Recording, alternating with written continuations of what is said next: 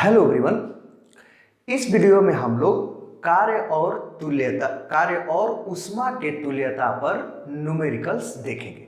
ठीक है, मैं आपको एक न्यूमेरिकल सोल्व करके दिखाऊंगा, एकदम बेसिक से बताऊंगा और आपको मैं एक न्यूमेरिकल सोल्व करने के लिए दूंगा और उसको आप जरूर सोल्व करिए और सोल्व करके उसका आंसर भी बताइए। ठीक है, और हमको ये भी बताइए कि समझ में आया कि नहीं आया, जरूर ये बात बताइएगा कमेंट में। ठीक है, यदि कोई कंफ्यूजन होगा तो कंफ्यूजन भी बता दीजिएगा क्या है ना। चलिए तो देखते हैं, पहले न्यूमेरिकल को करते हैं। ठीक है, मैं आपको बता दूं कि इसके पहले वाली वीडियो में मैंने आपको क्या बताया था, यही कार्य तथा ऊष्मा की तुल्यता, है ना, ये वाला बताया था, है ना। क्या होता है, जो W मतलब उसके लिए सूत्र क्या आया था, W बराबर JQ, है ना। W मतलब कि ये जूल मतलब कार्य है, ठीक है, और ये Q मतलब कि ये ऊष्मा है, किसमें, कैलोरी में, है ना, कैलोरी में। ये सब मैं आपको चीजें बताया था, है ना, और ये कार्य है, समझ रहे हैं कि नहीं। ठीक है, ये W क्या होता है, कार्य, किसमें, जूल में। ये Q क्या होता है, ऊष्मा होता है, कैलोरी में। और J तो आप जानते ही हैं, इसे क्या कहते हैं, ऊष्मा का यांत्रिक तुल्यांक कहते हैं, जिसका मान 4.18 या सामान्यतया, ठीक है, 4.2 लिखा जाता है। ठीक है, जूल पर कैलोरी इसका यूनिट, मतलब आप समझ ही रहे हैं। ठीक है, तो ये तो समझ में आया। तो ये सब, ये वाली जो चीज है, इसको जूल जी हम लोग को बताए थे। ठीक है, तो ये मैंने इसके पहले वाले वीडियो, इस वाले में, ठीक है, इस वाले हेडिंग में मैंने आपको बताया, इसके पहले वाले में। ठीक है, अब इसी पर बेस न्यूमेरिकल हम देखेंगे। ठीक है, एक तो सीधे न्यूमेरिकल पूछता है, ठीक है, कि इतना कैलोरी कितने जूल के तुल्य होगा या कि बराबर होगा, या इतना जूल ऊष्मा, इतना जूल कार्य या इतना जूल ऊर्जा, ठीक है, कितने कैलोरी के बराबर होगा, ऐसे डायरेक्ट पूछता है। और दूसरा क्या होता है, ठीक है, थोड़ा सा कुछ क्वेश्चन बढ़ा करके, ठीक है, किसी क्वेश्चन में इसका छोटा सा यूज दे देता है, तो वो मैं आपको बताने वाला हूँ। ठीक है, ये तो मैं उस वीडियो में बताया हूँ, इस वाले में मैंने आपको बताया है सीधे वाला कि इतना जूल कितने ऊष्मा के, कितने कैलोरी के बराबर होगा, या इतना कैलोरी कितने जूल के बराबर होगा, ये तो सीधा होता है। ठीक है ना, लेकिन इसका उपयोग किसी क्वेश्चन में थोड़ा सा कर देता है। ठीक है, वो कैसे करता है उसी पर बेस में आपको न्यूमेरिकल बता रहा हूँ। ठीक है, चलिए देखते हैं। बोल रहा है, देखिए, एक न्यूमेरिकल मैं सोल्व करूंगा, एक आपको दूंगा सोल्व करने के लिए। ठीक है, देखिए, बोल रहा है कि किस ऊंचाई से बर्फ का एक टुकड़ा, बर्फ का टुकड़ा, ठीक है, 0 डिग्री सेंटीग्रेड पर टंकी में भरे जल में गिराया जाए कि उसका 10% भाग पिघल जाए। समझ रहे हैं, और उसमें दे दिया है इस क्वेश्चन में कि बर्फ की गुप्त ऊष्मा 80 कैलोरी प्रति ग्राम, जे मतलब ऊष्मा का जो यांत्रिक तुल्यांक है, जे 4.2 जूल पर कैलोरी, और गुरुत्वीय त्वरण, ठीक है, ये क्या है, जी बराबर 10 मीटर पर सेकेंड स्क्वायर। ठीक है, ये दे दिया है आपको। क्या पूछ रहा है, कितने ऊंचाई से गिराया जाए, ठीक है, कोई बर्फ का टुकड़ा, कि भाई उसका 10% गल जाए उसमें डूबने में, ठीक है, मतलब उसमें जल में गिरने पर। ठीक है, ये हमको समझना है। समझ गए कि नहीं, कंसेप्ट थोड़ा सा एकदम फटाफट देख लेते हैं। ठीक है, ठीक है, क्या पूछ रहा है, क्वेश्चन को समझते हैं, फिर जब क्वेश्चन समझ जाएंगे ना आप आराम से, कहां पर ये JO का यूज करेंगे तो अपने आप क्वेश्चन को सोल्व कर लेंगे। देख लेते हैं, चलिए देखते हैं। जैसे मान लीजिए कि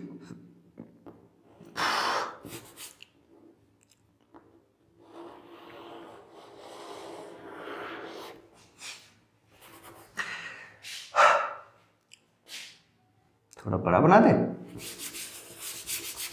एक सेकेंड, बस बड़ा बन गया, है ना। ये कोई बर्तन है मान लीजिए, और उसमें जल क्या हुआ है, भरा हुआ है। ये मैं जल यहां तक भर देता हूं, है ना।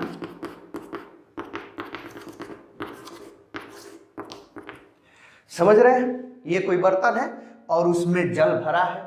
ठीक है, जल का ताप कितना डिग्री सेंटीग्रेड है, 0 डिग्री सेंटीग्रेड, 0 डिग्री सेंटीग्रेड।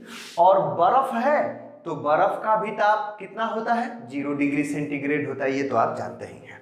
ठीक है, ये जल है, जल के तल से यहाँ पर मान लीजिए यहाँ पर एक कोई टुकड़ा है, ये कोई टुकड़ा है, बर्फ का टुकड़ा है, समझ लीजिए, समझ रहे हैं, ये कोई बर्फ का टुकड़ा है। पूछ रहा है कि यहाँ से मतलब इसके तल से कितनी ऊंचाई, मतलब ये, ठीक है, इसके तल से कितनी, मतलब यहाँ से कितनी ऊंचाई, ठीक है, इसके तल से कितनी, ये ऊंचाई देख रहा है ना, ये ऊंचाई, ठीक है, ये ऊंचाई, कितनी ऊंचाई, अगर इस ऊंचाई को मैं कंसीडर कर लेता हूं h, कितना कंसीडर कर लूं, स्मॉल h, समझ रहे हैं कि नहीं, ठीक है।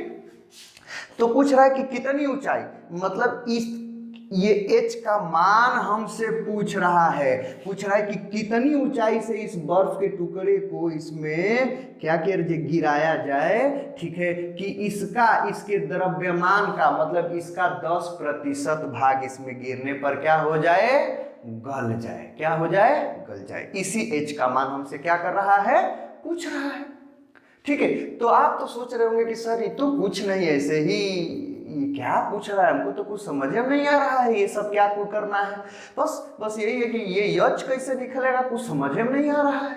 अब समझ में आएगा, देखिए, ठीक है, इधर समझिए, ठीक है।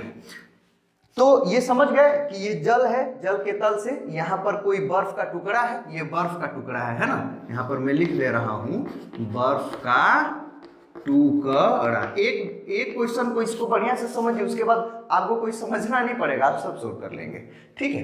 तो ये बर्फ का टुकड़ा है, इसका ताप कितना, 0 डिग्री सेंटीग्रेड, बर्फ कितने डिग्री सेंटीग्रेड, 0 डिग्री सेंटीग्रेड उसका ताप होता है, आप समझ रहे हैं। तो उसका 0 डिग्री सेंटीग्रेड ताप, और ये जल भी है, उसका ताप 0 डिग्री सेंटीग्रेड है, क्वेश्चन में लिखा है, ठीक है। अब देखिए, तो कितने ऊंचाई से गिराया जाए, इस ऊंचाई को हमने मान लिया है h, ठीक है। इसका मान लेता हूं, हमको इसका द्रव्यमान नहीं दिया है, इसका द्रव्यमान मैं मान लेता हूं, ठीक है, द्रव्यमान कितना, स्मॉल m, इस बर्फ के टुकड़े का द्रव्यमान कितना मैंने माना, स्मॉल m, इसमें दिया नहीं है तो मैं मान लिया कि इसका द्रव्यमान m है, समझ रहे हैं। इसका, इस बर्फ का द्रव्यमान कितना है, m है, और इसका 10% को गलाना है, समझ रहे हैं, इसका द्रव्यमान, ठीक है, बर्फ का द्रव्यमान तो इतना है, ठीक है, बर्फ का वह द्रव्यमान जिसको गलना है, ठीक है ना। तो यहां पर लिख ले रहा हूं, ठीक है, बर्फ का गलने वाला, ठीक है, द्रव्यमान, ठीक है, कितना बोला है कि इसका जो द्रव्यमान है ना उसका 10%, मतलब कि m का 10%, 10%, m का 10% का मतलब कि m गुणे 10%, 10 और प्रतिशत बने कि 1/100, समझ रहे हैं कि नहीं। तो ये कट, ठीक है, ये 10 से, ये 1 0 से 10 वाला कट गया, तो m बटा कितना, 10, समझ गए कि नहीं। इसका कुल द्रव्यमान कितना है, यम है, याद रखिए, इस बर्फ का, और इस यम का कितना प्रतिशत गलाना है, ठीक है, 10%, 10% का मतलब कि 10वां भाग, मतलब m बटा इतना, इतने को हम, इतने द्रव्यमान को क्या करना है, गलाना है। कुल द्रव्यमान m है, लेकिन इतने द्रव्यमान को क्या करना है, गलाना है, ठीक है। बर्फ कैसे गलेगा, ये बर्फ है, ठीक है, ये गलेगा कब, गलेगा कब, ठीक है, जब इसको उष्मा मिलेगी, तो क्या इसको मिलेगी, तो उष्मा मिलेगी। तो जब ये इतने ऊंचाई से इसमें आएगा, इसमें गिरेगा, तो इसको उष्मा मिलेगी तभी न गलेगा। तो वो उष्मा कितनी, मतलब वो उष्मा हमको, जो उसको मिलने वाली उष्मा अगर मिल जाए, ठीक है, तो गलने पर हम काम कर सकते हैं, समझ रहे हैं। तो इसको हमको समझना पड़ेगा। देखिए इधर एकदम अब आंसर आने ही वाला है, ठीक है, इसका द्रव्यमान m है, ठीक है, इसको मैं इधर लिखा हूँ, इसको इधर देखिए, इसको ऐसे समझिए, इसको हटाइए, समझ गए कि नहीं, ये जो मैं किस लिए लिखा हूँ, ठीक है, इसका m द्रव्यमान है और m बटा 10 को गलाना है, ठीक है। इधर समझिए, यहाँ ये जो बर्फ है, यहाँ इसकी स्थितिज ऊर्जा कितनी है, स्थितिज ऊर्जा, ठीक है ना। मान लीजिए यहाँ पर पृथ्वी है, तल होगा, तल से स्थितिज ऊर्जा कितनी है, h ऊंचाई पर उसको माना है ना, इसका द्रव्यमान m है, तो स्थितिज ऊर्जा कितना, mgh। अब समझिए, mgh स्थितिज ऊर्जा है। जब इसको हम यहाँ से छोड़ेंगे h ऊंचाई से तो इधर नीचे आएगा उसकी स्थितिज ऊर्जा नीचे आएगा ना, धरती के तल पर आएगा ना, उसकी स्थितिज ऊर्जा कम होती जाएगी और गतिज ऊर्जा क्या होती जाएगी, बढ़ती जाएगी। समझ रहे हैं कि नहीं? तो बात है ये कि जब ये यहां से ऐसे आ रहा है इसके तल तक आ गया, ठीक है, तो उसके पास कितनी ऊर्जा होगी, स्थितिज ऊर्जा कम, यहाँ पर टोटल कितनी ऊर्जा है, mgh है ऊर्जा, स्थितिज ऊर्जा आप समझते होंगे, स्थितिज ऊर्जा को किससे डिनोट किया जाता है, mgh, ठीक है, यही है u बराबर mgh। नहीं तो बिना स्थितिज ऊर्जा के भी आप सोल्व कर देंगे, ऐसा कुछ नहीं है, ठीक है। तो ये यहाँ ये देखिए यहाँ से आ रहा है यहाँ तक आया, तो उसके पास कितनी ऊर्जा है भाई, जब इसमें वो जल में गिरेगा तो उसके पास कितनी ऊर्जा रहेगी, ठीक है, जितनी कि यहाँ से यहाँ आने में जो कार्य करेगा ना वही वाली ऊर्जा उसके पास रहेगी। और जब गिरेगा ना तो उसी ऊर्जा से वो जो ऊर्जा है ना, ठीक है ना, वही ऊर्जा उष्मा में परिवर्तित होगी, ठीक है, वही ऊर्जा वाली जो उष्मा मिलेगी, वही ऊर्जा वाली जब इसमें गिरेगा ना तो जो उसके पास ऊर्जा होगी वही ऊर्जा वाली जो उष्मा होगी उसी उष्मा से क्या करेगा, वो गलेगा, ठीक है, समझ रहे हैं। तो गलने पर हम लोग देखेंगे, ठीक है, थोड़ा सा गुप्त उष्मा भी इसमें लेके आना पड़ेगा। तो हमको पहले ये मैं आपको बता दूं कि जब यहां से यहां आएगा तो उसके पास कितनी ऊर्जा रहेगी, जितनी कि यहां से यहां, ठीक है, कार्य करने में आएगा, यहां से यहां आने में जो कार्य करेगा ना वही उसके पास ऊर्जा होगी। नहीं तो ऐसे समझिए कि यहां से यहां आएगा तो इसकी स्थितिज ऊर्जा, जब ऊपर से नीचे आएगा ना तो इसकी स्थितिज ऊर्जा कम होगी और गतिज ऊर्जा क्या हो जाएगी, बढ़ेगी। तो यहाँ पर उसके पास एकदम यहाँ पर स्थितिज ऊर्जा 0 हो जाएगी और गतिज ऊर्जा क्या हो जाएगी, ठीक है, उसके पास ऊर्जा वही गतिज ऊर्जा वाली होगी। समझ रहे, ऐसे भी कर सकते हैं, मतलब ऐसे भी, या ऐसे सीधा समझिए, यहां से यहां आने में जो कार्य करेगा ना, ठीक है, यहां से यहां आने में जो कार्य करेगा उसके पास ऊर्जा कितनी, मैं अभी आपसे पूछूं कि यहां से यहां आएगा तो उसके पास कितनी ऊर्जा आएगी, ठीक है, कितनी ऊर्जा, जितना कि वो कार्य करेगा, ठीक है, जितना कि वो क्या करेगा, यहां से आने में कार्य करेगा, ये कार्य में लिखा हूं, समझ रहे हैं, ठीक है, कार्य।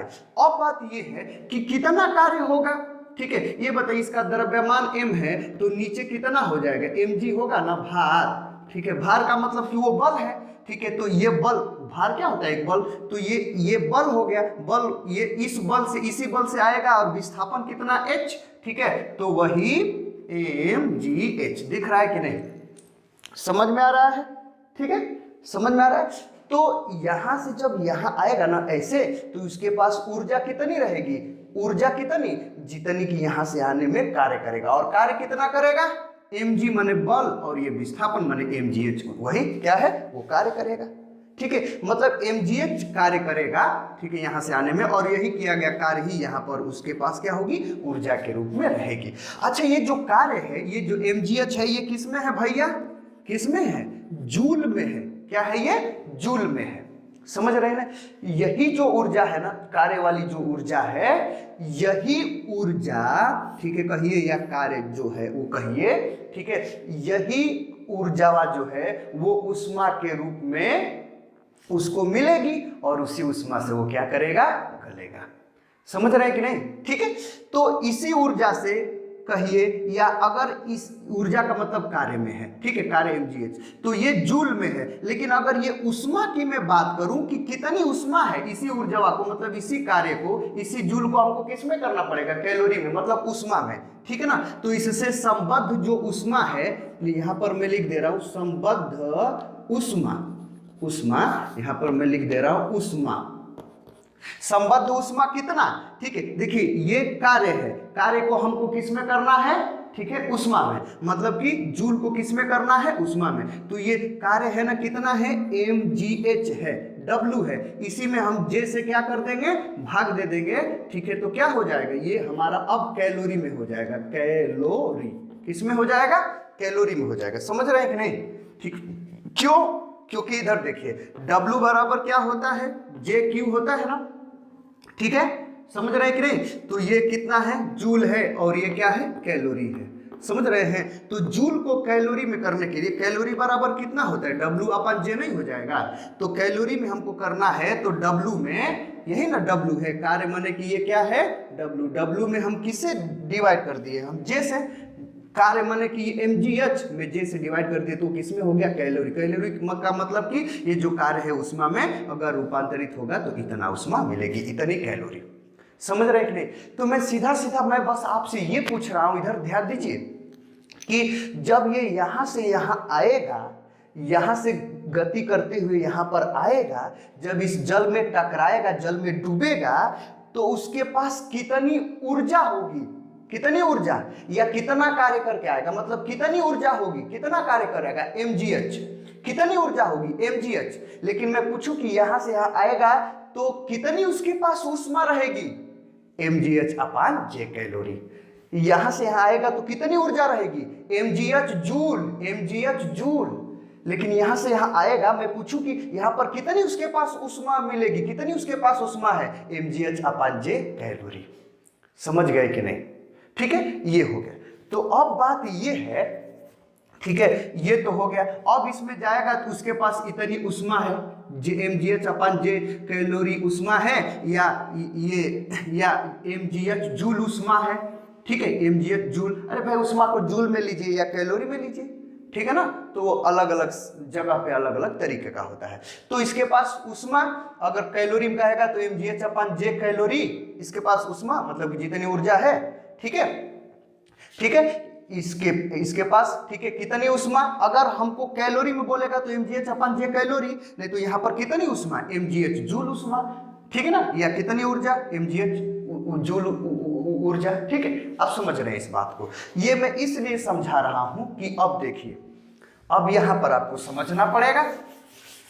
अब आप जानते हैं, देखिए इस बर्फ का भी ताप 0 डिग्री सेंटीग्रेड और ये जो जल है उसका भी ताप 0 डिग्री सेंटीग्रेड। जो बर्फ है, ठीक है, बर्फ है, ये किसमें परिवर्तित हो रहा है, जल में। किसमें परिवर्तित हो रहा है, जल में। इसका भी ताप 0 डिग्री सेंटीग्रेड, इसका भी ताप 0 डिग्री सेंटीग्रेड। ठीक है, बर्फ क्या है, ठोस है, और ये जल क्या है, ये द्रव है। तो ठोस से द्रव मतलब अवस्था परिवर्तन हो रहा है कि नहीं, अवस्था परिवर्तन हो रहा है कि नहीं, हो रहा है ना? तो लेकिन ताप बढ़ घट रहा है नहीं ना, ताप स्थिर होता है।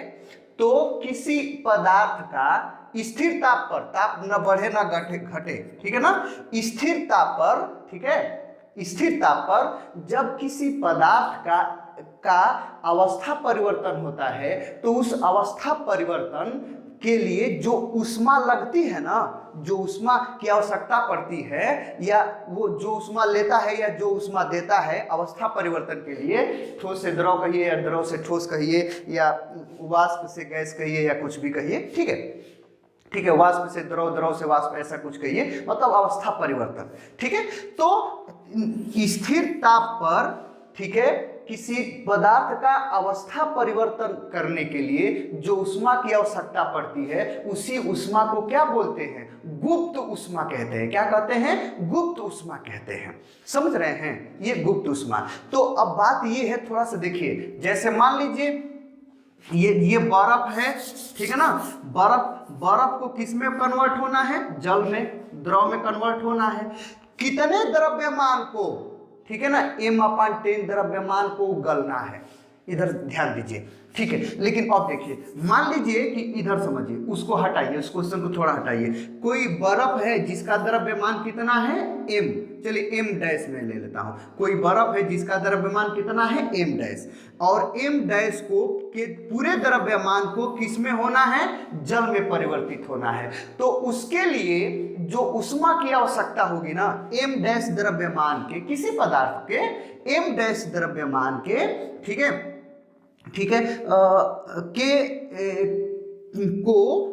मतलब कोई भी पदार्थ है, जैसे बर्फ ही है, उसके m डैश द्रव्यमान को का अवस्था परिवर्तन करने के लिए, ठीक है, जो ऊष्मा की आवश्यकता होती है ना, वो इस सूत्र से आती है, Q बराबर कितना, m l। तो यहाँ पर m डैश है तो m डैश l हो जाएगा। m डैश का मतलब जितने द्रव्यमान को क्या करना है, उस पदार्थ के जितने द्रव्यमान को के अवस्था में परिवर्तन करना है, ये वो है उसका द्रव्यमान। और उसके लिए जो आवश्यक ऊष्मा है, ठीक है, आवश्यक ऊष्मा, ये ऊष्मा की मात्रा है जो वो लेता है या जो देता है। और ये यल क्या होता है, कैपिटल एल, उस पदार्थ की गुप्त ऊष्मा कहलाती है। क्या कहलाती है, गुप्त ऊष्मा, ठीक है, गुप्त ऊष्मा। अब बात एक ये होती है कि ये Q बराबर ml आप समझ गए, इसको मैं मिटाया, ठीक है। अब इधर देखिए थोड़ा सा, ठीक है, Q बराबर, ठीक है, ml, ये गुप्त ऊष्मा, L m द्रव्यमान है, m डैश भी लिख सकता हूं, और ये Q आवश्यक ऊष्मा है, m द्रव्यमान को अवस्था परिवर्तन करने के लिए। अब L की मैं बात करूं, L बराबर कितना हो गया, ठीक है, Q अपान m हो गया कि नहीं। L का मात्रक जो है, L का मात्रक अलग अलग पदार्थ के लिए ना, ये L मतलब गुप्त ऊष्मा उसके अलग अलग है। यहाँ पर लिखा है बर्फ की गुप्त ऊष्मा कितनी है, 80 कैलोरी प्रति ग्राम। अब देखिए L का अगर मैं मात्रक की बात करूं तो देखिए कई मात्रक यहाँ पर आपको क्या होंगे, मिलेंगे, ठीक है ना। यहाँ पर देखिए, इधर समझिए, L का ये Q क्या है, ऊष्मा है। ऊष्मा को आप जूल में भी ले सकते हैं, कैलोरी में भी ले सकते हैं, किलो कैलोरी में भी ले सकते हैं, है ना ये, ठीक है। ये द्रव्यमान है, ठीक है, इसको किलोग्राम में भी ले सकते हैं, ग्राम में भी ले सकते हैं, समझ रहे हैं।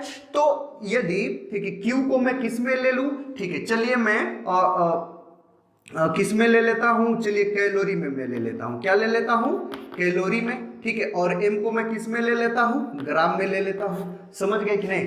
तो देखिए अपान, तो कैलोरी प्रति ग्राम किसका, इसका मात्रक गुप्त ऊष्मा का। दूसरी, इसको मैं किलो कैलोरी में ले सकता हूं, है ना, किलो कैलोरी, किलो कैलोरी में। और m को द्रव्यमान को किलोग्राम में मैं ले सकता हूं, ठीक है, किलोग्राम में। तो किलो कैलोरी प्रति, ये प्रति है, किलोग्राम इसका मात्रक हो गया। या ये Q को मतलब ऊष्मा को मैं जूल में ले सकता हूं, जूल प्रति जूल, और इसको द्रव्यमान को मैं किस में ले सकता हूं, किलोग्राम में, ठीक है। तो जूल प्रति किलोग्राम हो गया, ठीक है। तो और भी जैसे जूल प्रति ग्राम भी हो सकता है ऐसा, ठीक है, समझिए। तो ये तीन मेन है, समझ रहे हैं। अब इधर समझिए, इधर समझिए हमको, ठीक है, इधर समझिए, ये m अपान 10 द्रव्यमान के बर्फ को जल में परिवर्तित करना है, तो उसके लिए जो आवश्यक ऊष्मा है Q बराबर, ठीक है, ml होता है ना, m के जगह पर क्या हो जाएगा, m अपान 10, इतने द्रव्यमान को ही न परिवर्तित करना, और इंटू ये क्या हो गया, ये जल हो गया। थोड़ा ध्यान दीजिएगा, ठीक है। तो ये m, ठीक है, कोई दिक्कत नहीं है, उसको छोड़ते हैं। L अब देखिए, अब बात ये है कि ये जो Q है, इस Q को थोड़ा सा देखिए, मैं Q को मैं लेके जा रहा हूं, ये Q में कितना रखूं, ठीक है, इस Q को मैं कितना रखूं, इसके पास मतलब जिस ऊष्मा से, मतलब इसको इतने द्रव्यमान को उसको जल में परिवर्तित होना है, इतने द्रव्यमान को जल में परिवर्तित होना है, तो उसके लिए जो ऊष्मा की आवश्यकता यही ऊष्मा है, ठीक है ना, समझ रहे हैं कि नहीं, ठीक है। तो ये जो ऊष्मा है, ठीक है, वो ऊष्मा कितनी, यही ना है, यहाँ पर आने पे जो उसके पास ऊर्जा है, जो ऊष्मा है, तो वो ऊष्मा यहाँ पर देखिए, वो ऊष्मा mgh जूल है, mgh जूल कहिए, जूल में अगर उसको लेंगे तो mgh जूल वो ऊष्मा है, और नहीं तो mgh अपान जे कैलोरी, ठीक है। तो हम कौन ले भैया, mgh लें, mgh जूल में उस ऊष्मा को लें कि भाई mgh अपान जे कैलोरी को लें। ये आपको सब क्रिएट होता है कि ये भाई कौन ले। तो उसके लिए आपको अब ध्यान देना पड़ेगा कि ये जो यल है, एल का कौन सा मात्रक लिया है वो, ठीक है। एल उस पदार्थ का, जैसे कि बर्फ है ना, बर्फ की गुप्त ऊष्मा क्या दिया, 80 कैलोरी प्रति ग्राम है ना, ठीक है, 80 कैलोरी प्रति ग्राम है ना, समझ रहे हैं, ठीक है। देखिए ये समझ रहे हैं, 80 कैलोरी प्रति ग्राम का क्या मतलब है, ये गुप्त ऊष्मा आपको दिया है कि यही वाला लीजिए, तो इसका क्या मतलब कि ये जो Q है ना, Q को किस में लेंगे, कैलोरी में लेंगे, और द्रव्यमान को मतलब इसको किस में लेंगे, कैलोरी में लेंगे, और द्रव्यमान को माने इसको किस में लेंगे, ठीक है, ग्राम में, ठीक है। ये किस, देखिए यहाँ पर कैलोरी प्रति ग्राम है ना, तो ये कैलोरी है, ठीक है, ये ग्राम में लेंगे, ठीक है। द्रव्यमान को किस में, ग्राम में, और क्यू को किस में लेंगे, कैलोरी में। तो ये बताइए कि mgh जूल ऊष्मा को लेंगे कि mgh अपन जे कैलोरी ऊष्मा को लेंगे, कौन वाला लेंगे, ये वाला लेंगे ना। समझ रहे हैं कि नहीं, ये बात आपको समझना पड़ेगा। यही कंसेप्ट है और लड़का लोग बस इसी में कंफ्यूज जाता है। नहीं तो मैं इतना आपको ऐसे डिटेल इतना नहीं समझाता। आप सोच रहे होंगे कि सर कितना टाइम ले लिए इतने छोटे से क्वेश्चंस को सोल्व करने में, 2 मिनट का 3 मिनट का क्वेश्चन है, इतना क्यों टाइम ले रहे हैं सर। तो बस इसी बात को समझाने के लिए मैं आपको ले रहा हूँ। इसके पास जो ऊर्जा है वो इसके पास ऊष्मा कितनी है, इसके पास ऊष्मा कितनी है, ठीक है, वही ऊष्मा जितना ये कार्य करके आया है, ठीक है, जितना कार्य करके आया है वही ऊष्मा है। mgh जूल कहिए, ठीक है, अगर जूल में लेना है तो, नहीं तो कितनी ऊष्मा, ठीक है, mgh अपन जे कैलोरी कहिए, उसी को कैलोरी में चेंज कर लीजिए। तो कितनी, कौन वाला लेंगे आप, mgh जूल वाला लेंगे कि कैलोरी वाला लेंगे। यहाँ पर तो अब L को देखना है, L को ये कैलोरी प्रति ग्राम में लिया है ना, इसका मतलब Q को आप कैलोरी को में लेना है, और जो द्रव्यमान होगा उसको ग्राम में। तो जो द्रव्यमान होगा तो उसको तो ग्राम में हम कर लेंगे। ये हमको द्रव्यमान यहाँ पर नहीं, इस बात से हमको बस ये समझना है कि भाई हम ये वाला लेंगे, कैलोरी वाला। समझ रहे हैं। लेकिन याद रखिए, अभी यहां पर दे देता, सब क्वेश्चन एकदम ऐसे ही देता और आपको यहां पर दे देता कि नहीं, ठीक है, 3 दशमलव या ऐसे दे देता, ठीक है, 336 गुणे 10 पर पावर क्या कर देगा, ठीक है, हाँ चलिए 3 ऐसे दे देता, जूल प्रति किलोग्राम दे देता। क्या देता, जूल प्रति किलोग्राम दे देता। समझ रहे हैं कि नहीं। ठीक है, तो इधर देखिए 336 या देखिए 333 भी लिया जाता है या 336 कुछ भी, ठीक है, इतना तो ये भी होता है। ठीक है, देखिए इधर समझिए थोड़ा सा, इसको ध्यान दीजिए। बर्फ की गुप्त ऊष्मा 80 कैलोरी प्रति ग्राम या 80 किलो कैलोरी प्रति किलोग्राम भी होगा। इसको किलो कैलोरी में कर लीजिए, इसको किलोग्राम में, कट जाएगा वही बात। समझ रहे हैं कि नहीं। तो 80 किलो कैलोरी प्रति किलोग्राम या 80 कैलोरी प्रति ग्राम, या इसी को क्या कर लेंगे, अगर इस कैलोरी को जूल में बना लेंगे, जूल में क्या करेंगे, 4.1 से क्या कर देंगे, गुणा कर देंगे। समझ रहे हैं कि नहीं। ठीक, मतलब 4.2 से गुणा कर देंगे, तो इसी में 4.2 से गुणा कर देंगे तो ये हो जाएगा। समझ रहे हैं कि नहीं। लेकिन यहाँ पे अब इसको किलोग्राम बनाना पड़ेगा, तो ये 10⁻³ आ जाता है। समझ रहे हैं कि नहीं। तो देखिए आपको अगर ये वाला 9 दे, ये देखिए ये 9 दे, इसी क्वेश्चन में ये 9 दे, बोले कि भाई बताइए किस ऊंचाई से बर्फ का टुकड़ा 0 सेंटीमीटर भरे जल में गिराया जाए कि उसका 10% भाग पिघल जाए। ठीक है, और ऐसे देते कि बर्फ की गुप्त ऊष्मा 336 गुणे 10⁻³ जूल प्रति किलोग्राम है। ठीक है, और जब ये देगा तो इसकी आवश्यकता नहीं पड़ेगा, जे वो देगा ही नहीं, बस जी का मान दे देगा कि जी का मान इतना रखना है। तो अब क्या करेंगे, ठीक है, देखिए तो अब ये गुप्त ऊष्मा जो है एल किस में लिया है, एल देखिए किस में लिया है, ठीक है, जूल प्रति किलोग्राम में लिया है ना। ठीक है, तो आपको तब ये क्यू कौन वाला चाहिए, ठीक है, क्यू वो चाहिए, ठीक है, जो किस में हो, जूल में हो। समझ रहे हैं कि नहीं। ठीक है, एल किस में है, ठीक है, जूल प्रति किलोग्राम में है ना। ठीक है, तो जो यहाँ पर Q आप लेंगे वो किस में लेंगे, जूल वाली लेंगे। तब ये वाला लेंगे mgh, इसके पास कितनी ऊष्मा उसके पास mgh जूल, तो फिर ये mgh ले लेंगे। ठीक है, समझ रहे हैं। इस Q के जगह पर क्या लिख लेंगे, mgh रख लेंगे। नहीं समझे। ठीक है, बस रख करके सोल्व कर देंगे, आंसर आ जाएगा। तो क्या सोल्व करना है अब उसको देखिए, बात समझे कि नहीं। ठीक है, किलोग्राम में देता तो फिर ये m अपन 10 कोई ग्राम में नहीं, किलोग्राम में लेना होता। फिर खैर मैं आपको ये समझाया हूं। अब इसको सोल्व कर लेते हैं, फटाफट मिटा दिया जाए। ठीक है, बस मिटा दे रहा हूं एकदम, अब आंसर आ गया, कुछ नहीं। ठीक है, तो बात ये है कि सब कुछ तो आप समझ ही गए। ठीक है ना, क्या समझ गए।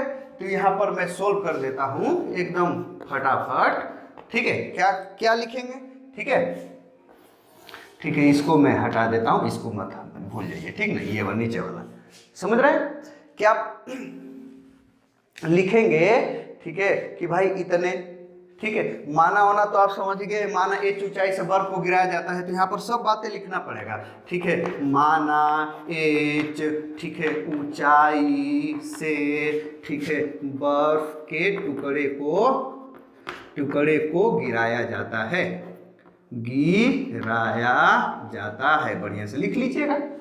अतः डायरेक्ट में लिख रहा हूं, ठीक है, ठीक है, एच ऊंचाई से बर्फ के गिरने पर, ठीक, या अतः जल में बर्फ के गिरने पर उसके पास उष्मा, ठीक है, अतः जल में बर्फ के गिरने पर, ठीक है, बर्फ के पास उष्मा, डायरेक्ट एकदम, बर्फ के पास उष्मा, कितनी उष्मा, ठीक है, Q बराबर कितनी उष्मा, थोड़ा सा बताइए कितनी उष्मा, अभी मैं बता दिया ना डायरेक्ट एकदम। ठीक है, किस में लेना है आपको, कैलोरी में लेना है, तो डायरेक्ट एकदम mgh, ये तो जूल में है। ठीक है, अगर ये लेटेंट हीट अगर ये देता ना, गुप्त उष्मा अगर ये जूल प्रति किलोग्राम में देता ना, तो फिर mgh जूल लिख लेते Q की जगह पर। ठीक है, लेकिन कितनी उष्मा हमको कैलोरी में, ये कैलोरी में लिया है 80 कैलोरी प्रति ग्राम, तो जो उष्मा है वो कैलोरी में लेना है और जो द्रव्यमान है वो ग्राम में लेना है। तो इसको हमको, ये जूल में है, इसको J से भाग देंगे 4.2 या 4.4 से, तो ये कैलोरी हो गया। समझ गए कि नहीं? ठीक है ना? ठीक है, उसके पास इतनी उष्मा है, उसी उष्मा से वो क्या करेगा, वो गलेगा। अतः, ठीक है, अतः एकदम डायरेक्ट, ठीक है, अतः, ठीक है, ठीक, इसी उष्मा से, अतः बर्फ के कितने द्रव्यमान को, अतः, ठीक है, बर्फ के m/10, ठीक है, m/10 ये किलोग्राम में है। देखिए किलोग्राम में, क्योंकि यहाँ पर माना गया है कि द्रव्यमान m किलोग्राम है, इसको हम मैं किलोग्राम में माना हूँ, या मानना ही पड़ेगा आपको इतने, ठीक है, किलोग्राम के, ठीक है, बर्फ के टुकड़े को, ठीक है, गलने के लिए आवश्यक उष्मा, ठीक है ना, उष्मा, आवश्यक उष्मा Q बराबर कितना, ml, तो m के जगह पर क्या होगा, m/10, लेकिन ये तो किलोग्राम में है, हमको इसमें ग्राम में लेना पड़ेगा। क्यों? क्योंकि L किस में है, जूल प्रति, कैलोरी प्रति ग्राम में है। तो देखिए ये m को, ये तो हो गया, और इसमें हम क्या करें, किलोग्राम में था ना, अब ये हम 1000 से गुणा कर देते, अब ये ग्राम में हो गया। समझ रहे, किस में हो गया, ये ग्राम में। और यहाँ पर L का मतलब, L कितना दिया है, ठीक है, L कितना दिया है, समझ रहे हैं कि नहीं, 80, ठीक है, तो यहाँ पर हम, ठीक है, नहीं समझ में आ रहा है, समझ रहे हैं, चलिए जाने दीजिए। ठीक है, तो इधर देखिए, आवश्यक उष्मा Q बराबर कितना, m/10, ठीक है, और ये L, ठीक है, कोई दिक्कत परेशानी, ये Q कितना होगा, यही ना Q है, इतना ही उष्मा उसके पास है, तो उतने ही उष्मा से वो गलेगा, तो Q की जगह पर ये हो जाएगा। ठीक है, लेकिन, ठीक है, ये L को, ठीक है, ठीक है, ये हमको इसको द्रव्यमान इस किलोग्राम में करना पड़ेगा, ग्राम में, क्योंकि यहाँ पर ग्राम में लिया है। ठीक है, और Q की जगह पर हम कैलोरी, ठीक है, Q की जगह पर कैलोरी, और जो द्रव्यमान होगा उसको किस में रखेंगे, ग्राम में रखेंगे, तो इस Q की जगह पर आपका हो जाएगा। ठीक है, चलिए यहाँ पर मैं लिख दे रहा हूँ, ठीक है, कहाँ लिख दूँ, कहाँ लिख दूँ, चलिए यहीं पर लिख दे रहा हूँ, कोई दिक्कत नहीं, समझ में आ रहा है ना। Q की जगह पर mgh अपान कितना हो जाएगा, ठीक है, ये J इस Q की जगह पर बराबर, ठीक है, m/10, और एक, अब ये ग्राम में हुआ है, ग्राम, और L की जगह पर 80, L की जगह पर 80। समझ रहे हैं कि नहीं, नहीं समझे, समझे कि नहीं भाई? समझ गए, बस यही है। ठीक है, तो अब J के जगह पे अब इसको सोल्व कर लीजिए, कहाँ सोल्व कर दूं बताइए। ठीक है, जगह भी तो ज्यादा नहीं है, लेकिन अब आप सोल्व कर लेंगे कि नहीं? इधर उधर बड़ी लिख दिया, जगह तो नहीं है। ठीक है, यहीं पर चलिए सोल्व कर देता हूं, ठीक ना। तो m का मान कितना है, ठीक है, ठीक है। m देखिए इधर भी m इधर भी m सब गुणे में है, m से m क्या हो जाएगा, कैंसिल हो जाएगा, समझ रहे हैं। तो ये g का मान कितना 10 गुणे ये h हो जाएगा, समझ रहे हैं।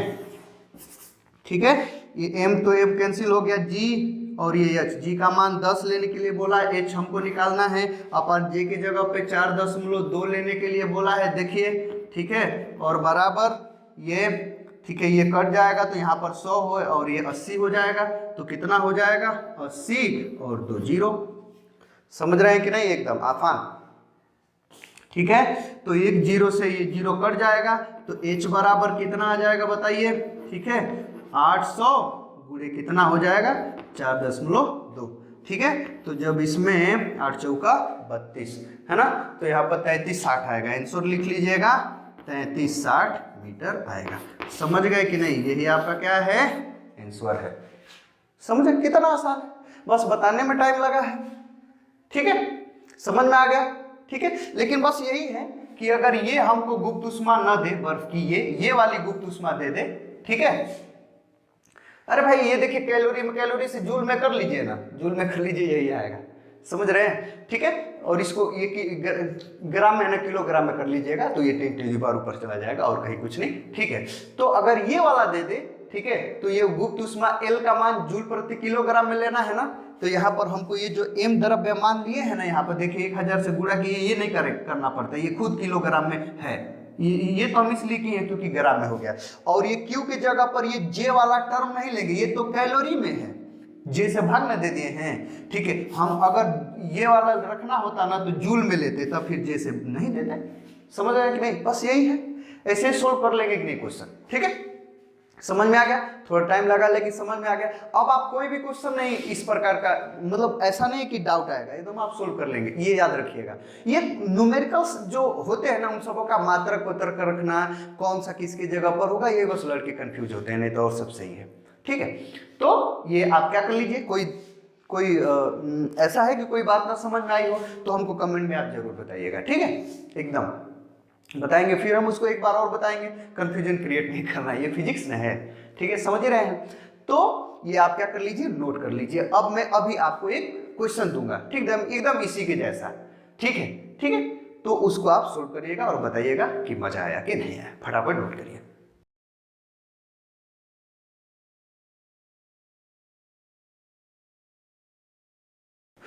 चलिए, नोट कर लिए होंगे और समझ में भी आ गया होगा। ठीक है, तो फिर देखिए, एक मैं आपको न्यूमेरिकल ये दे रहा हूं, ठीक है, वर्क क्वेश्चंस के रूप में, इसको आप क्या करिए, सोल्व करिए, और इसका आंसर मैं लिख नहीं रहा हूं, आपको उसका आंसर कमेंट में लिखना है। ठीक है, कि हाँ कितना आंसर आया। ठीक है, मैं इसका आंसर नहीं लिख रहा हूं, आप सोल्व करिए। ठीक है, तो फिर देखेंगे। ठीक है, देख लीजिएगा, ज्यादा लोगों का जो आंसर आया होगा वही सही होगा, कमेंट में देख लीजिएगा, कई लोग आंसर देंगे। ठीक है, तो जो आंसर ज्यादा लोगों का होगा वही आपका क्या होगा, सही होगा। चलिए देखते हैं, तो क्या है ये क्वेश्चन, देखिए मैं पढ़ भी रहा हूं, आपको दिख भी रहा होगा स्पष्ट। तो क्या है, बोल रहा है, किसी ऊंचाई से बर्फ का एक टुकड़ा जिसका ताप 0 डिग्री सेंटीग्रेड है पानी में गिरता है। यदि पानी का भी ताप 0 डिग्री सेंटीग्रेड हो और गिरने वाले बर्फ के टुकड़े का 5वां हिस्सा, देखिए 5वां हिस्सा द्रवित हो जाए, तो उस ऊंचाई की गणना कीजिए जिससे बर्फ का टुकड़ा गिरा था। ठीक है, क्या दे रहा है, बर्फ की गुप्त ऊष्मा 336 गुणे 10 पर पावर 3 जूल प्रति किलोग्राम। ये एल है, ये एल है, एल जूल प्रति किलोग्राम में कितनी उसके पास ऊष्मा होगी, अभी मैं इसके पहले बताया, जूल प्रति किलोग्राम। जी का मान 9.8 मीटर पर सेकेंड स्क्वायर है। ठीक है, जे ओ का नाम नहीं लिखा है ना, जे क्यों नहीं लिखा है कि जे बराबर 4.2, क्योंकि इसका उपयोग नहीं है। क्यों, क्योंकि गुप्त ऊष्मा को जूल प्रति किलोग्राम में ले लिया। आप समझ गए होंगे इस बात को। ठीक है, समझ में आ गया। अच्छा, एक और बात है, इसमें 5वां हिस्सा का क्या मतलब, कि अगर वो जो, जैसे मान लीजिए कि ये पानी है, ये बर्फ का टुकड़ा है, इसके द्रव्यमान को m किलोग्राम मान रहे हैं, तो उसका 5वां हिस्सा का क्या मतलब कि m/5 को क्या करना है, गलाना है ना, m/5 को क्या करना है, इतने द्रव्यमान को क्या करना है, गलाना है। है ना, समझ रहे हैं। या ऐसे भी कहता है, इस पांचों हिस्से की जगह पर ऐसे बोल देता कि 20% उसका गलाना है, तो 20% निकालेंगे तो यही आएगा, है ना। m का 20%, ठीक है, मतलब m गुणे 20 गुणे 1/100, प्रतिशत मैंने 1/100, ठीक है, तो ये कट गया, 2 5 10, तो m बटा कितना हो गया, 5 हो गया। ऐसे भी बोल देता, कैसे भी बोलेगा उससे मतलब नहीं है, m से m कट ही जाता है, दोनों पक्ष में m होता है, जैसा कि मैं अभी आपको बताया। तो आप सोल्व करिएगा और इसको सोल्व करके इसका आंसर हमको कमेंट में जरूर बताइएगा कि सर कितना आ रहा है। ठीक है, समझ में आ गया। तो फिर कोई कंफ्यूजन है तो आप हमको जरूर बताइएगा, अगर और भी कभी है तो। ठीक है, अब ये तो हो गया। अब अगले वाले वीडियो में मैं आपको क्या बताऊंगा, अगले वाले लेक्चर में तापीय साम्य की अवधारणा। तापीय साम्य से क्या समझते हैं, उष्मागतिक कोई निकाय है उसकी साम्यावस्था से क्या समझते हैं, और उसी के साथ मैं आपको बताऊंगा उष्मागतिकी का शून्याङ्की का नियम, मतलब जीरोथ लॉ ऑफ थर्मोडायनेमिक्स। ये मैं अगले वाले वीडियो में मैं ये सब चीजें मैं क्या कर दूंगा, बता दूंगा। ठीक है, उसके बाद से उष्मा को समझेंगे, कार्य को देखेंगे, कार्य को पथ पर निर्भरता उर्भरता देखेंगे, आंतरिक ऊर्जा देखेंगे, तब फिर उष्मागतिकी का प्रथम नियम देखेंगे, इन तीनों का संबंध होगा, फिर उसका यूटिलाइज कर लेंगे, लेसन क्या हो जाएगा, खत्म हो जाएगा। समझ रहे हैं। ठीक है, तो अगले वाले में क्या पढ़ना है, तापीय साम्य की अवधारणा। ठीक है, उसके बाद से उष्मागतिकी का शून्याङ्की नियम। तो इस वीडियो फिलहाल इतना ही, मिलते हैं अगले वीडियो के साथ, तब तक के लिए गुड बाय, थैंक यू।